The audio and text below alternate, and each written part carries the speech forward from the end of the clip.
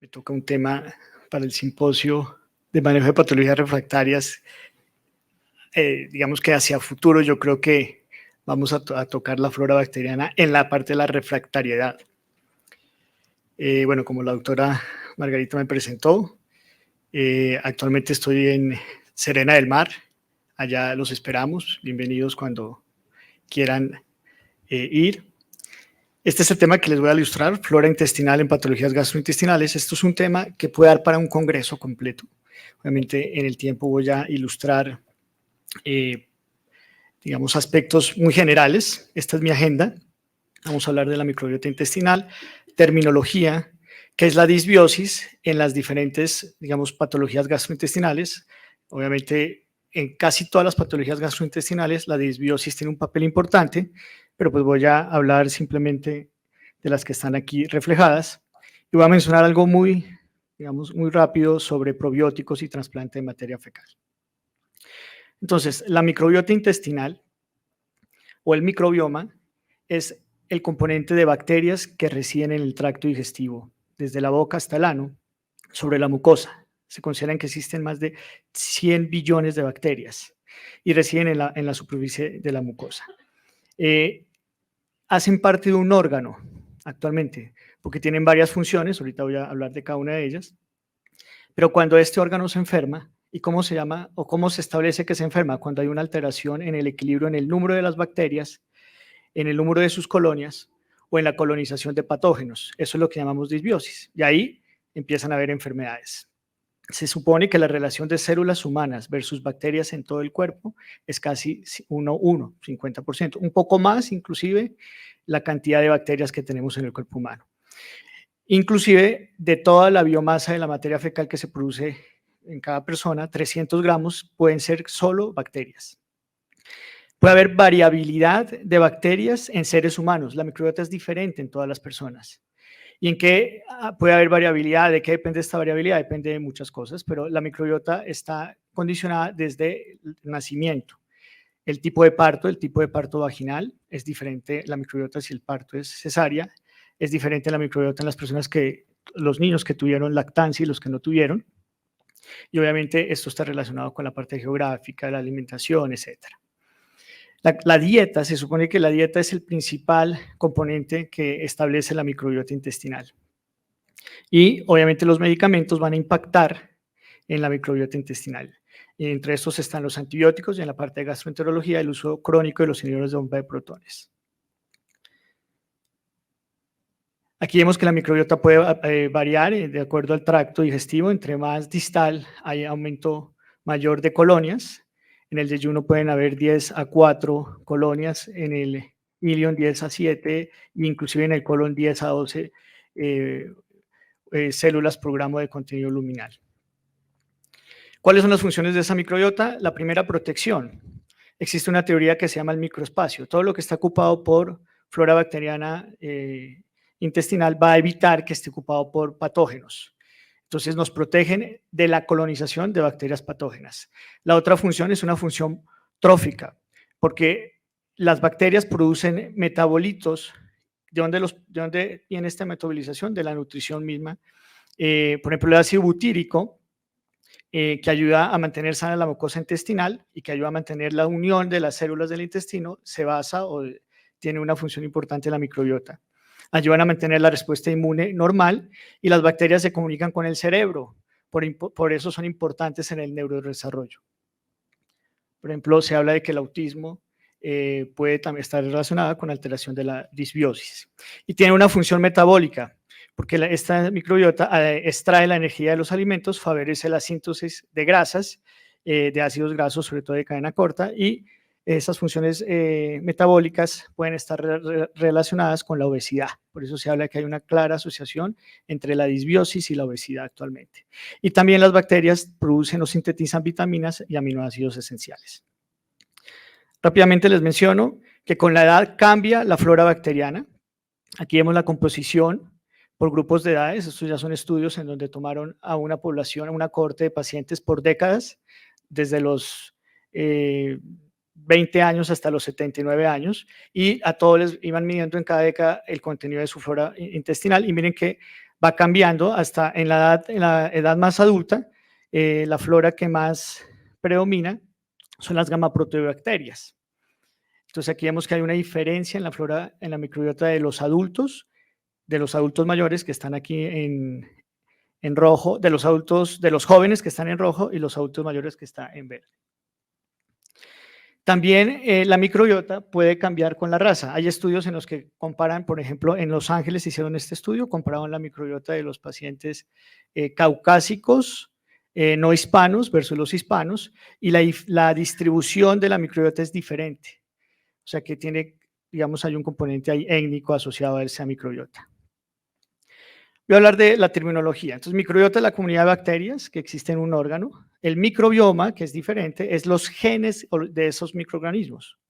La simbiosis es la convivencia de dos microorganismos y que tienen un fin de ayudarse. En este caso, las células humanas tienen una simbiosis con la microbiota. Y la disbiosis es la alteración de la composición y del equilibrio cuantitativo y cualitativo entre esos microorganismos de la microbiota. Y el metagenoma son las técnicas que se usan para estudiar la colección de genes de los microorganismos. Disbiosis y enfermedades asociadas.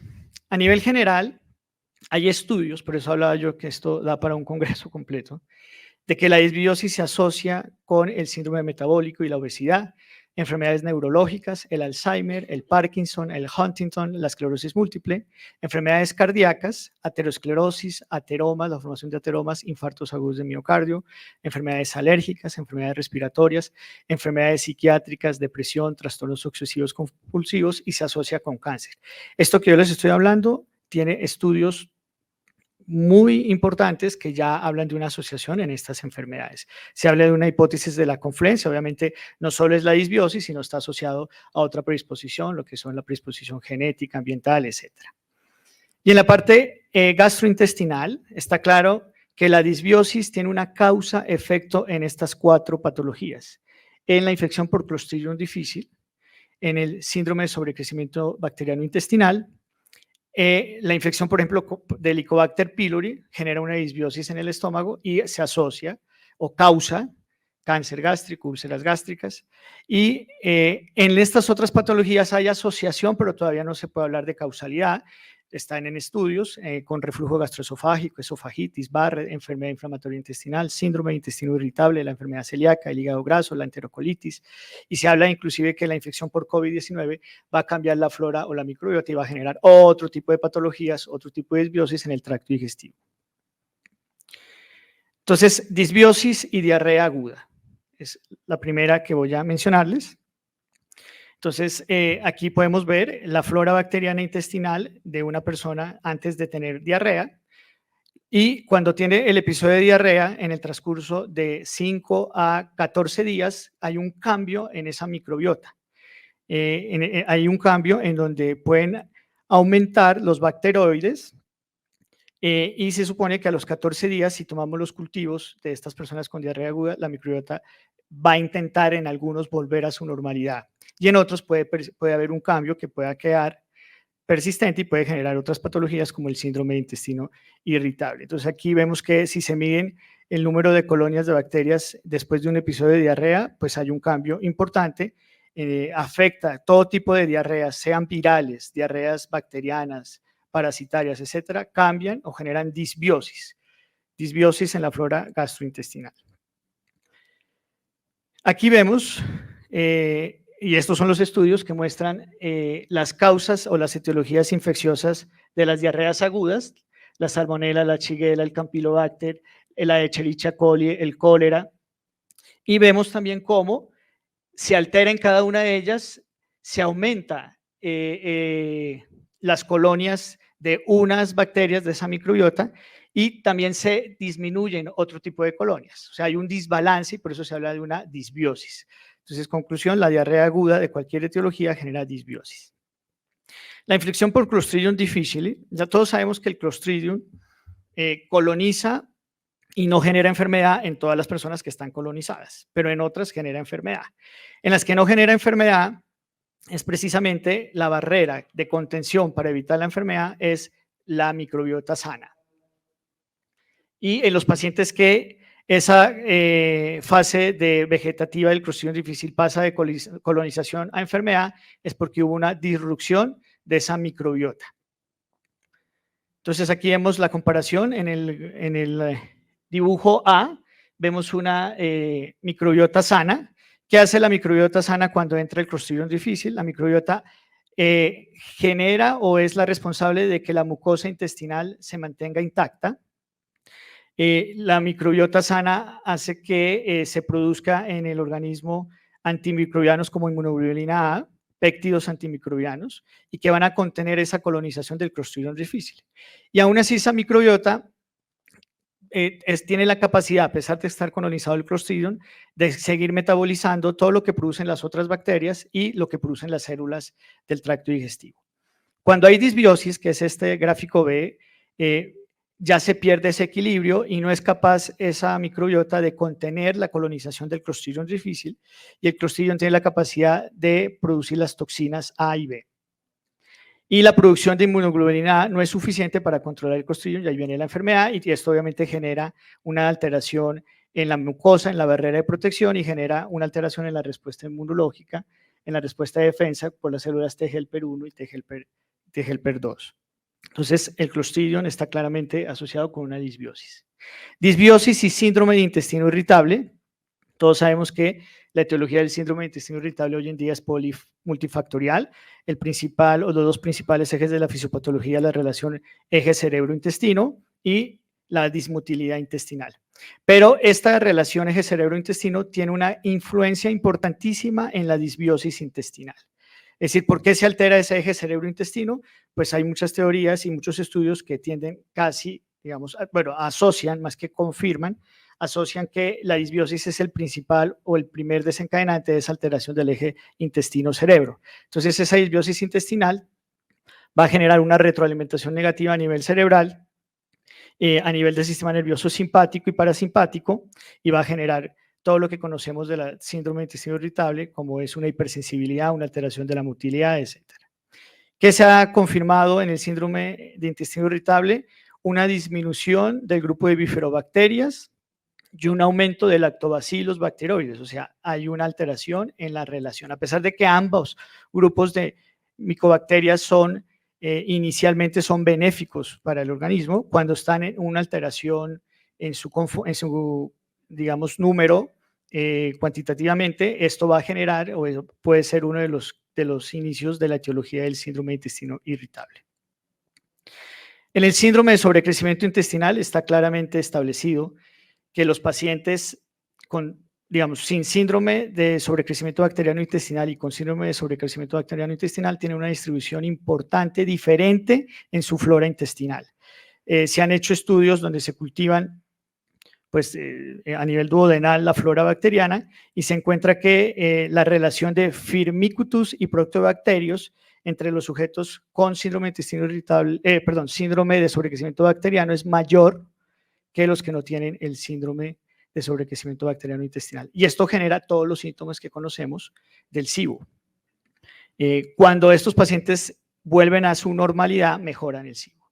Por eso se habla de que los tratamientos con probióticos y con rifaximina en esta patología pueden volver a equilibrar al equilibrio de esta diferenciación del sobrecrecimiento bacteriano intestinal.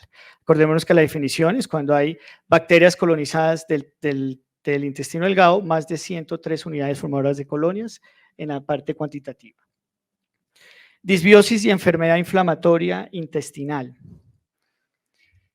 De esto también hay muchos estudios, todavía no hay causalidad, pero sí hay mucha asociación que la enfermedad de Crohn y la colitis ulcerativa, una de sus causas de etiopatología es la disbiosis.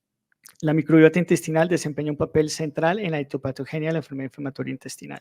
Y se habla de que es una paradoja porque esta microbiota previene esta enfermedad, pero cuando está alterada en el porcentaje o distribución de estas bacterias, puede generar la inflamación crónica de estas dos enfermedades.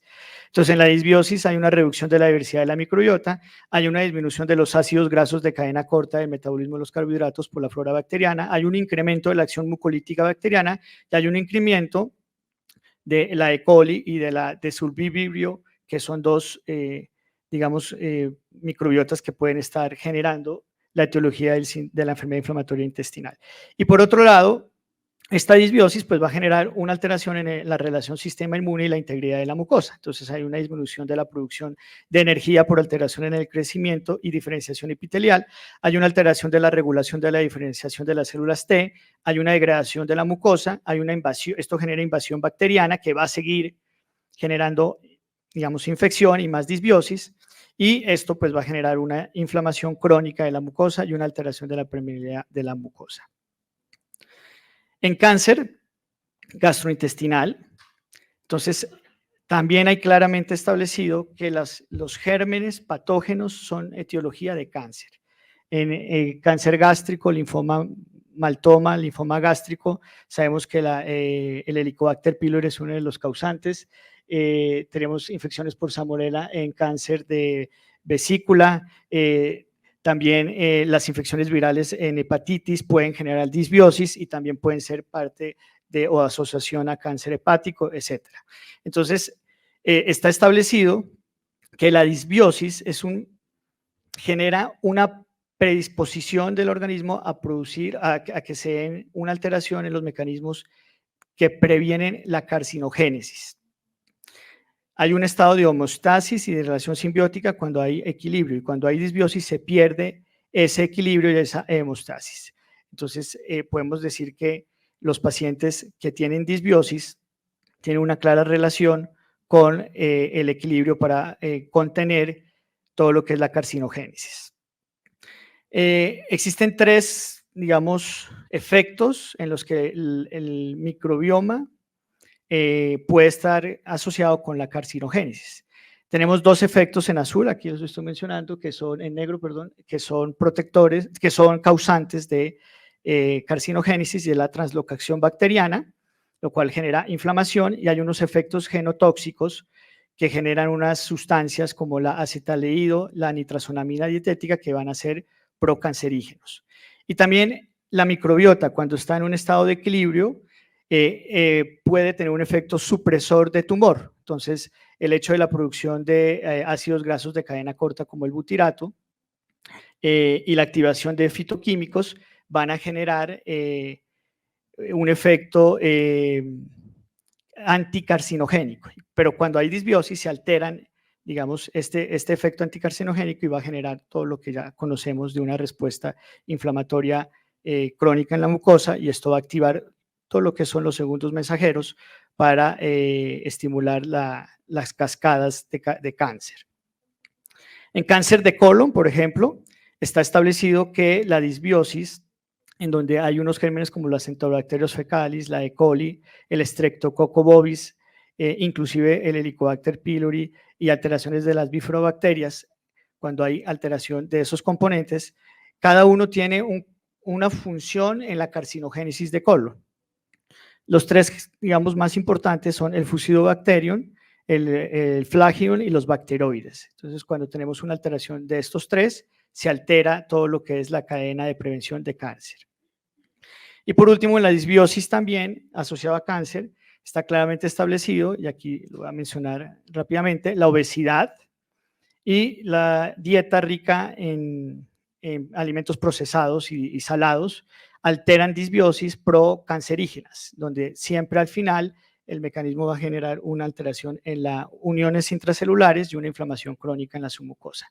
Y por el contrario, lo que previene el equilibrio para que se active esa carcinogénesis es el ejercicio, una dieta rica en fibra.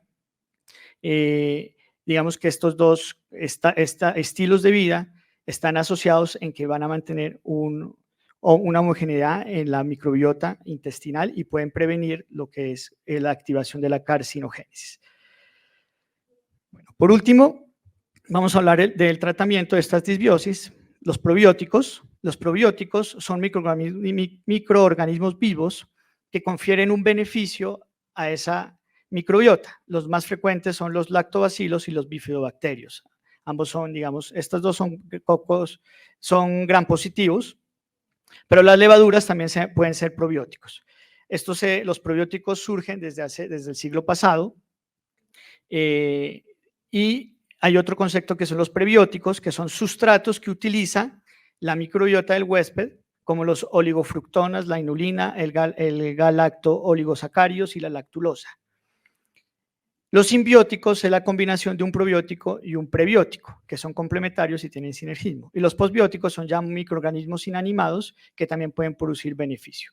Los probióticos, cuando veamos un probiótico, pues estos se clasifican, tienen un género. Aquí vemos, por ejemplo, los lactobacilos, los bifidobacterias, tienen una especie, una subespecie, unas cepas, ¿sí? Y esto, pues, de aquí pues obviamente surge lo que son, entre comillas, la forma farmacéutica de un probiótico, que entre otras cosas no es un medicamento, siempre se considera que los probióticos, más que medicamentos, son microorganismos vivos.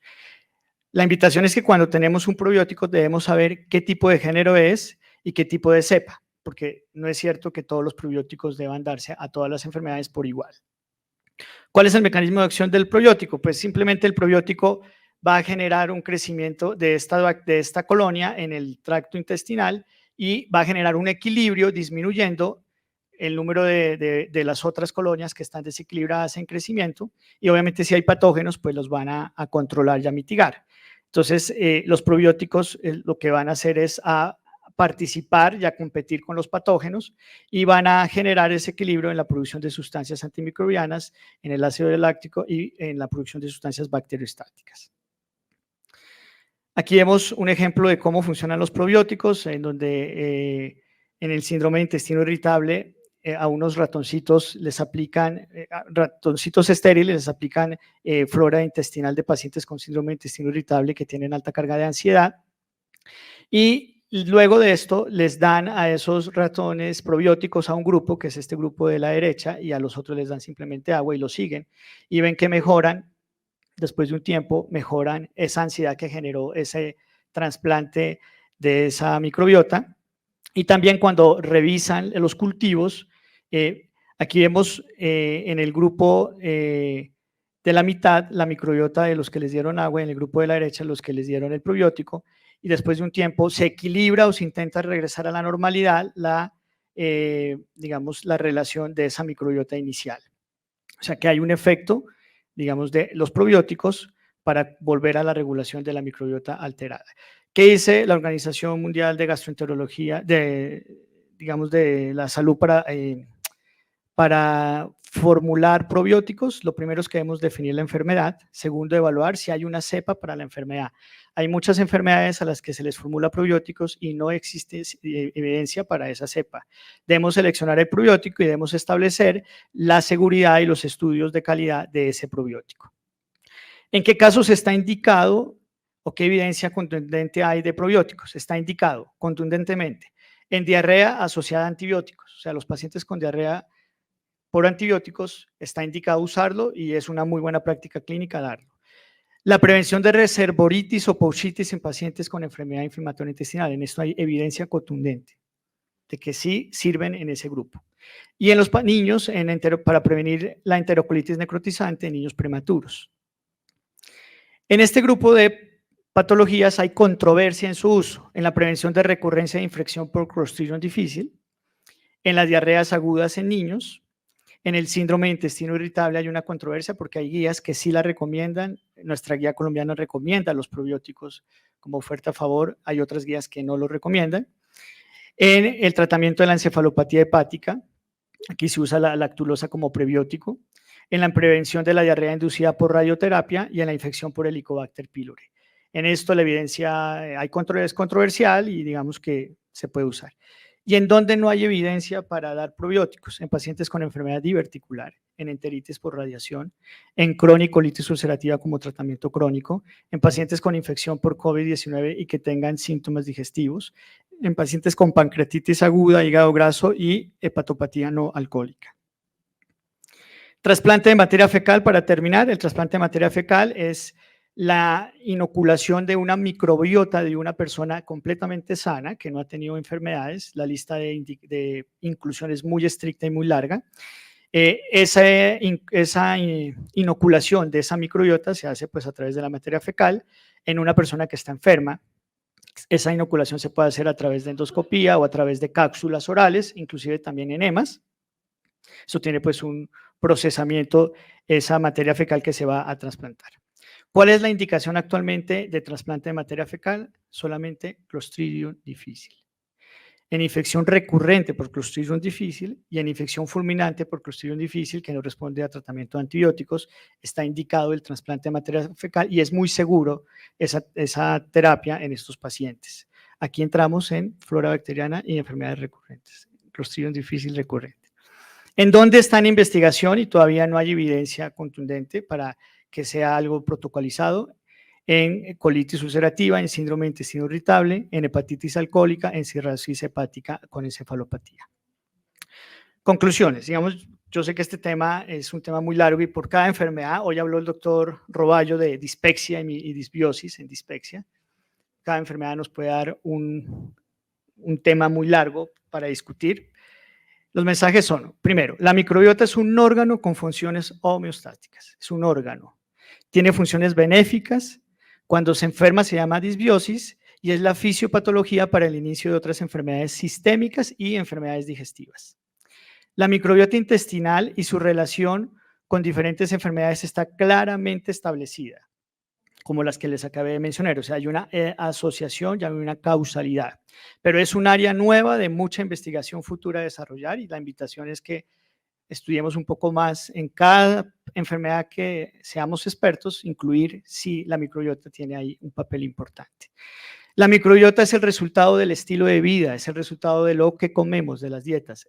Tiene mucho que ver las etnias y la raza, el medio ambiente, la edad, a mayor edad cambia la microbiota.